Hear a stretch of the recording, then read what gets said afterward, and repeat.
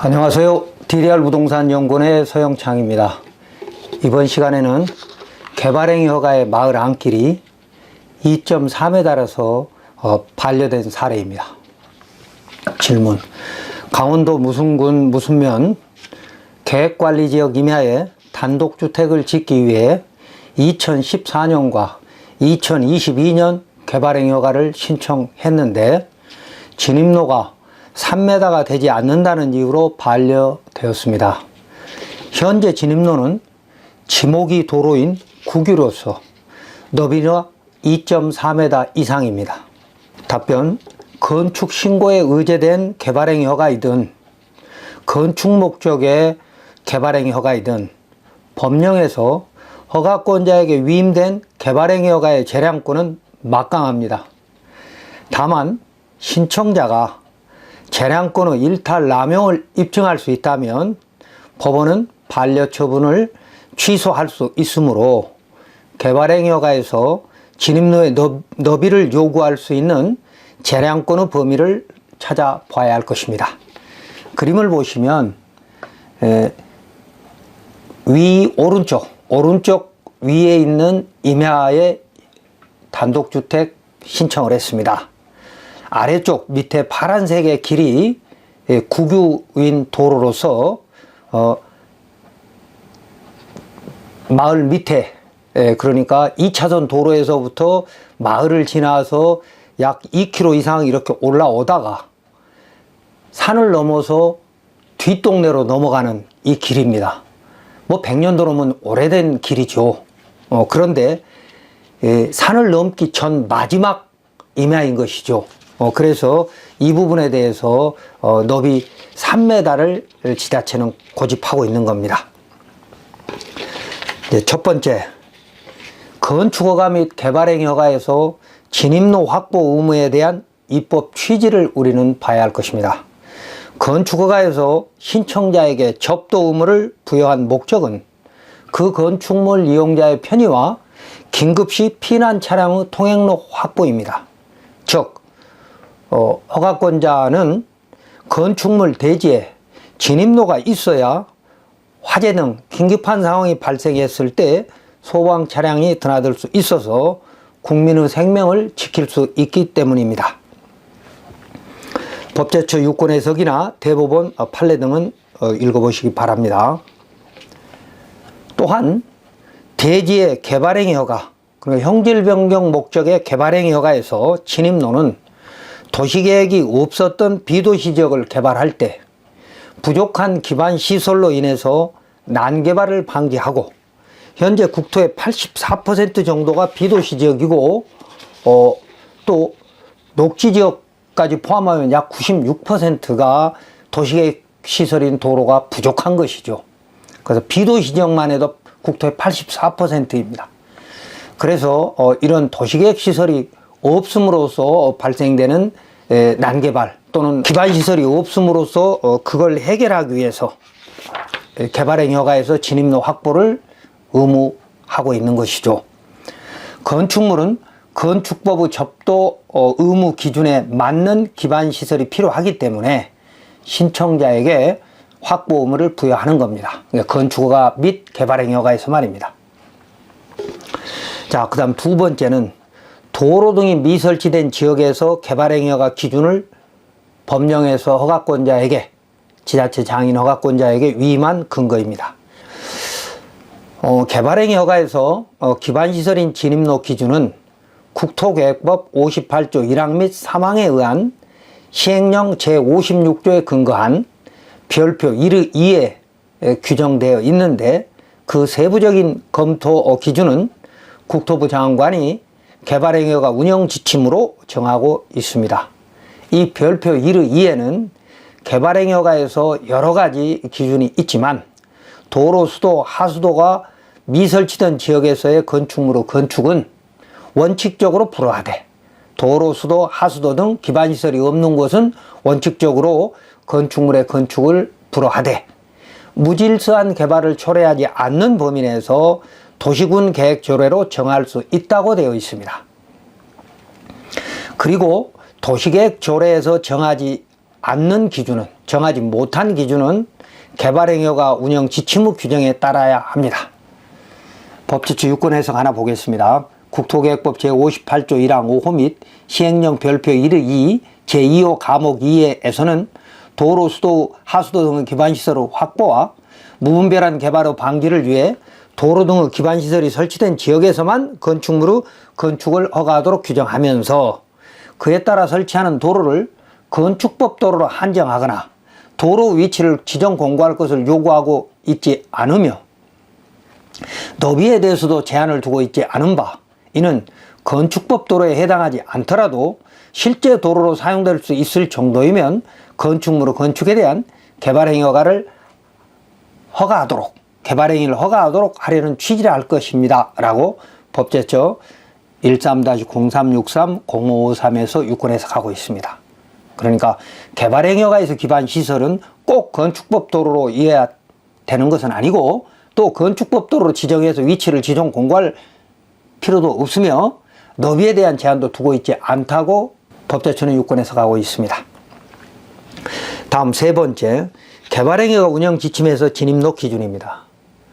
건축법 44조의 접도 의무, 즉 대지와 도로의 관계는 건축법에 적합하되 개발행위가에서 기준을 얘기하는 겁니다. 도로 기준을. 도로법과 건축법 도로가 아닌 진입도로는 개발행위 운영 지침이 정한 기준을 확보해야 하고 해당 시설의 이용 및 주변의 교통소통에 지장이 없어야 한다고 지침 3-2-5에 정하고 있습니다.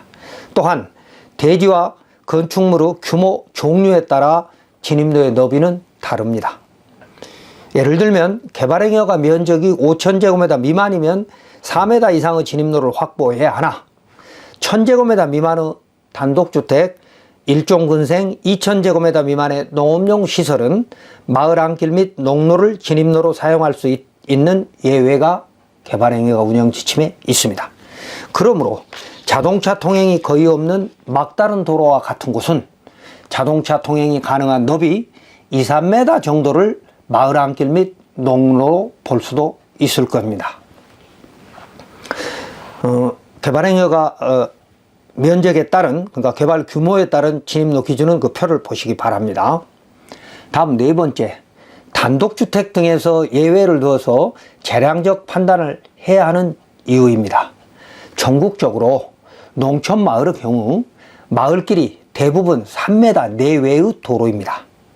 이런 곳에 공동주택이나 이중근생이 아닌, 그러니까 자동차 통행이 거의 없는 순수 단독주택을 지을 때에도 너비 3m 이상을 요구하면 우리 농촌에는 사실상 허가받지 못한 토지가 의외로 많습니다. 법제처 유권 해석 하나 보겠습니다. 건축법 3조 2항에서 건축물의 대지의 접도 의무를 배제하고 있는 취지는 비도시 면적의 규모나 지역적 특성을 비추어 볼 때 해당 구역에 존재하는 건축물의 대지에 대하여 건축법 2조 1항 11호 도로와 접하는 요건을 충족하는 것이 현실적으로 어렵다는 정책적 판단에 따른 것이라 할 것이므로 건축법 제3조 2하에서 같은 법 44조를 적용하지 아니한다는 것은 접도 의무를 면제하는 하는 의미라고 보입니다 라고 유권 해석하고 있습니다. 단독주택은 우리 인간의 필수시설입니다. 그러나 마을 중심에 단독주택이 있다면 자동차 통행량이 많이 있을 수도 있으므로 3m 이상으로 해야만이 불편함이 없습니다. 그러나 막다른 도로인 경우에는 3m가 중요한 게 아니고 자동차 통행이 가능한 긴급 차량 통행로 확보 정도도 허가할 수 있다는 것이죠. 이건 뭐 허가권자의 재량권이니까 3m를 고집한다면 어쩔 수 없는 일입니다만 농촌지역의 토지를 효율적으로 이용하는 것도 결국 헌법 122조의 국토의 효율적 이용이고 건축법에서도 비도시 면적은 접도 의무를 면제하고 있으므로 개발행위 허가에서도 비례 원칙이 지켜져야 할 것입니다. 예를 들면 지금 2.4m 밖에 안 된 토지의 양쪽, 왼쪽 오른쪽 다 토지 소유자가 사용 승낙을 해주지 않는다면 그 2.4m인 국유인 도로를 통과해서 마지막 끝에 있는 산 밑에 있는 밭이나 산은 전혀 개발을 할 수 없는 상황이 벌어질 겁니다. 왜?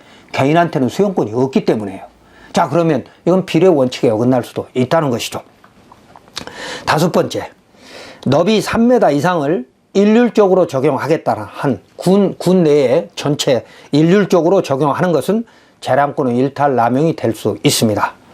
자, 국토계획법과 국토부 장관이 허가권자에게 마을 안길에 대한 너비 기준을 정하지 않고 재량적 판단을 위임하였는데, 개발행위 허가에서 신설되는 모든 도로 및 현황 도로의 너비를, 그러니까 신설되는 도로는 그럴 수 있습니다. 왜? 어차피 2.5m를 사용낙 받나 3m를 받나 크게 어렵지 않으니까요. 그래서 신설되는 모든 도로는 문제될 것이 없으나 현황 도로를, 그러니까 국유인 도로가 100년 동안 마을길로 사용되어 왔어도 그건 어차피 건축법 도로가 아니면 현황 도로니까 말이죠. 그래서 현황 도로를 너비 3m 이상으로만 단독주택 진입로로 봐주겠다라고 하는 것은 재량권의 일탈 남용이 될 수도 있습니다. 법원도 허가권자의 공익 달성의 재량권을 존중해서 비례평등 원칙에 위배되지 않으면 관여할 수 없다고 하였고, 재량권의 일탈 남용에 대한 입증은 허가 신청자에게 있습니다. 대법원 2017-2, 48956 등에 있죠. 그러므로 강원도 내 타 지자체는 어느 정도 너비를 요구하고 있는지, 또는 이곳에 자동차 통행량이 어느 정도인지에 따라 재량권 일탈이 될지 아니면 일탈 남용이 아니고 재량권 범위 내가 될지는 달라질 것으로 보입니다. 판례 하나 읽어보겠습니다. 재량행위에 해당하는 행정행위에 대한 사법심사는 기속행위에 대한 사법심사와 달리 행정청의 재량에 기초한 공익판단의 여지를 감안하여 법원이 독자적인 결론을 내리지 않고 해당 행위에 재량권 일탈 남용이 있는지 여부만을 심사하게 되고, 이러한 재량권 일탈 남용에 대한 심사는 사실오인, 비례평등 원칙 등을 그 판단 대상으로 하며 대법원 2004-2, 6하나 8하나 판결 등에 참조하면 됩니다. 이러한 재량권 일탈 남용에 대해서는 그 행정행위의 효력을 다투는 사람이, 그리고 허가 신청자가 증명 책임을 진다라고 대법원은 판결하고 있습니다. 다음 여섯 번째, 행정기본법의 평등원칙, 비례원칙을 비교해 봐야 할 것입니다. 주변 건축물의 허가에서, 주변의 건축물이 오래전에 5년, 10년, 15년, 20년 전에 허가되었다면, 또는 사후신고 건축물도 있죠. 2006년 5월 8일 전에는 농지에는, 비도시 지역에서는 농지에는 농지전용 신고만 하고 건축을 지은 후에 건축물 기재사항 등록을 했던 시절도 있었습니다. 그래서 주변 건축물은 어떻게 진입로 기준을 적용했는지 비교해보고, 또 지금 문제가 되고 분쟁이 되고 있는 이웃 수련시설 개발행위 허가에서 그 사업부지 내부에 있었던 국유 도로를 어떻게 공익 및 이해관계인의 보호를 위해서 했는지 검토해볼 필요가 있다는 것이죠. 그러니까 지금 문제가 되는 2.4m에서 3m 사이의 국유인 도로가 그 도로의 좌우측에 하나의 수련시설이 허가됐습니다. 그런 허가가 될 때에는 적어도 지자체는 공익 및 이해관계인의 보호 차원에서 그 도로를 우회한다거나 대체도로를 확보해서 없애거나, 아니면 적어도 그 도로를 3m 정도로 남겨뒀어야 될 그 조건부 허가를 했을 수도 있다는 겁니다. 이건 허가권자의 재량권입니다.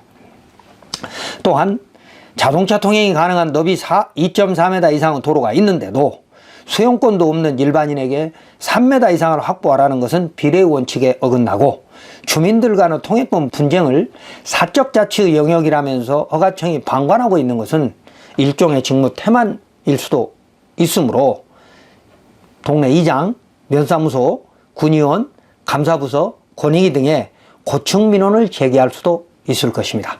개발행위가 운영 지침에 보면 공익 및 이해관계인의 보호를 위해서 필요하다고 인정될 경우에는 개발행위 허가를 조건부로 허가할 수 있다고 되어 있습니다. 그러니까 마을길이 2.4m, 그러니까 옛날에는 10년, 20년 전에 2.4m로 허가가 됐거든요. 근데 이제 최근에 10여 년 전부터는 3m를 이렇게 요구하는 것이 관행이고 재량권이라면 적어도 그 도로 주변에 하나의 수련시설을 허가해 줄 때는 그 내부에 있는 도로를 3m 정도로 확보하라고. 왜? 그게 저 마을 안에서부터 그 앞 산을 넘어서 뒷동네까지 연결되는 국유인 도로이거든요. 그리고 그 도로를 이용하는 지금 현재 임야와 농지 소유자들이 여러 사람 있기 때문에 공익 및 이해관계인의 보호를 위해서 3m 도로를 확보하라고 하거나 아니면 대처도로를 확보하면서 그 도로를 아예 폐도해서 처리를 하는 것이 옳았다는 것이죠.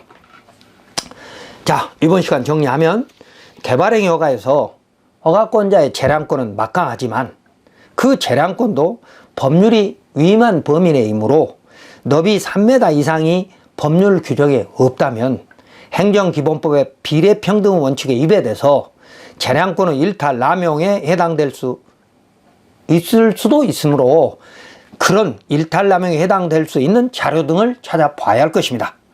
또한 변호사도 허가 관련 공법에 의한 재량권의 범위를 공부하지 않았다면 허가권자의 일탈 남용을 입증하기 어려울 것이므로 이웃 허가 또 그리고 허가청의 선행 허가서 등을 정보공개 요청해서 변호사 등 법률 전문가의 도움을 받아서 고충민원을 제기하고 필요시 행정소송과 민사소송을 통해서 최선을 다하면 해결책이 생길 수 있을 것입니다.